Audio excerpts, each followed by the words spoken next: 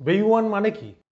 যারা 65 এর থেকে 90 বা তার ওপর থেকে ধরুন মানে বিফোর 1980 তাদের কিন্তু বেবি বুমার বলে, মানে আমরা অবসলেট হয়ে গেছি, মানে আমাদেরকে। তারপরের জেনারেশনটা মিলেনিয়াল। আমরা ছিলাম প্রচণ্ড লয়েল, একই জায়গায় চাকরি করব, অনেক দিন কাটিয়ে দেবো। বাট মিলেনিয়ানরা একটু কম। আমাদের সময় একরকম ইনভেস্টমেন্ট হ্যাবিট ছিল, মিলেনিয়ানরাও তাই পথে যাচ্ছে। বাট মিলেনিয়ানদের কম্পিটিশনটা গেছিল কার কটা গাড়ি, কার কটা বাড়ি। যার বাড়ি আছে আর একটা বাড়ি কিনলো।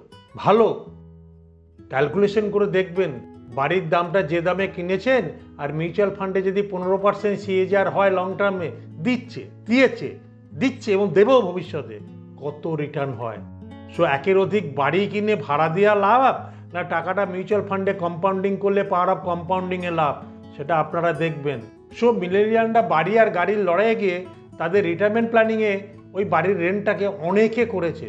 সো বাড়ির রেন্টের জায়গায় যদি আপনি ইনভেস্টমেন্ট হ্যাবিটটাকে, প্যাটার্নটাকে চেঞ্জ করেন, তাহলে আপনার অনেক অনেক বেশি লাভ।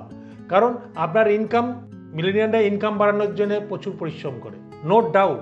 বাট ইনভেস্টমেন্ট হ্যাবিটটা সেই তথাকথিত এলআইসি, এফডি অ্যান্ড এমআইএস যাই বলুন, সেখানে ইনভেস্টমেন্ট যে আর রিয়েল এস্টেট বা মিউচুয়াল ফান্ড নামক যে বস্তুটা আছে, সেখানে যদি আপনারা ইনভেস্ট করেন, তার রিটার্ন আপনারা গুগলে সার্চ করুন 10 ইয়ার্সের নাবাক কত। মিলেনিয়াল মানে কি? 1981 থেকে 1995-এর মধ্যে যারা জন্মেছেন তাদেরকে জেনারেশন গ্যাপে আমরা বলি মিলেনিয়াল।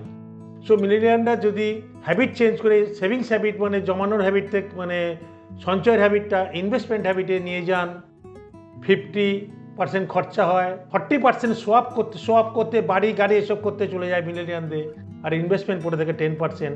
সেই 10%টাকে যদি শো অফটাকে কমিয়ে, খরচাটাকে কমিয়ে 30% করেন, আপনার রিটায়ারমেন্টের জন্য কোনো চিন্তা করতে হবে না।